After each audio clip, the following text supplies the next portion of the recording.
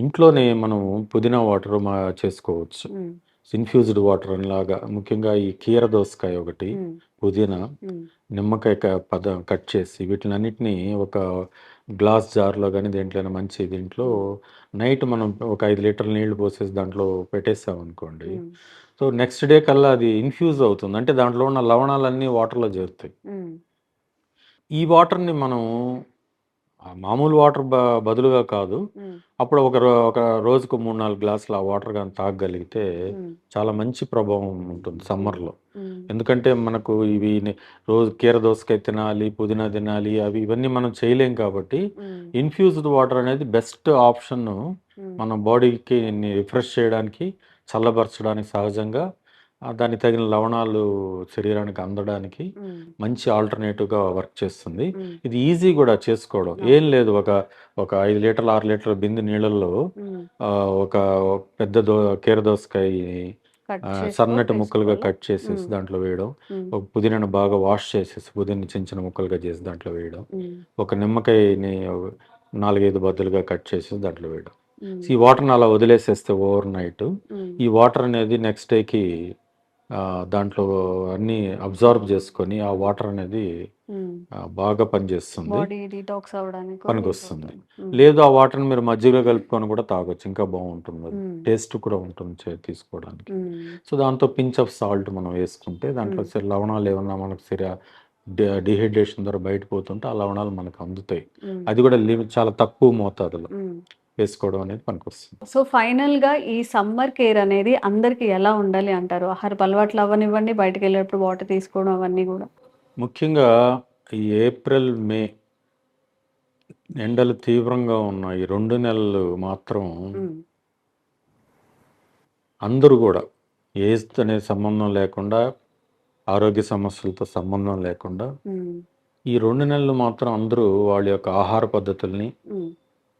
పూర్తిగా మార్చుకోవాల్సిన అవసరం ఉంది. హ్మ్. అది ఒకసారి మీరు ప్రయత్నించి చూస్తే, దానివల్ల వచ్చే లాభాలు, హ్మ్. దాని ద్వారా మీ శరీరం ఎంత యాక్టివ్‌గా సమ్మర్‌లో గూడా ఉంటుంది హ్మ్. అని మీకు ఒకసారి మీరు ఫీల్ అయినప్పుడు, దాన్ని ఖచ్చితంగా నెక్స్ట్ సమ్మర్ నుంచి ఫాలో అవుతారు మీరు. హ్మ్. అలాంటివి మనం మొదట మొదలుపెట్టకపోవడం అనేదే సమస్య. హ్మ్.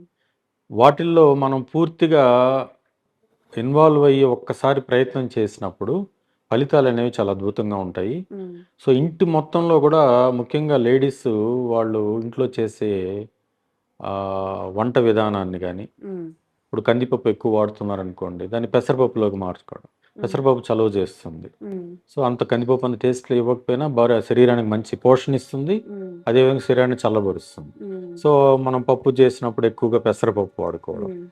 ఇలా సమ్మర్‌లో. హ్మ్. సమ్మర్‌లో ఆ హ్మ్. 2 నెలలు, 3 నెలలు మాత్రం ఎక్కువగా పెసరపప్పు ఉండేటట్టు చూసుకోవడం. హ్మ్. అదేవిధంగా ఈ బీరకాయ, సొరకాయ, పొట్లకాయ, హ్మ్. దోసకాయ ఇట్లాంటి మనవేవైతే కాయగూరలను ఎక్కువగా వాడడం. చలవ చేసేవని చెప్పామో ఇంట్లో వాళ్ళు దాన్ని ఇష్టపడకపోయినా సరే దాన్ని హ్మ్. బలవంతంగా చేయడం వల్ల ఏమవుతుందంటే, హ్మ్. ఒక 4, 5 రోజులకి వాళ్ళు అందరిలో కూడా మార్పు రావడం వల్ల వాళ్ళు ఎంజాయ్ చేయడం స్టార్ట్ చేస్తారు. హ్మ్. అది ఏదైనా మంచి అలవాట్లనేవి కూడా ఎప్పుడు కూడా టెంప్టింగ్‌గా ఉండవు. అవును. వాటిని మనం బలవంతంగా అలవాటు చేసుకోవాల్సిందే. శరీరం దాని యొక్క లాభాలను గ్రహించినప్పుడు మాత్రమే దాన్ని మనం తీసుకోవడానికి ఇష్టపడుతుంది. హ్మ్.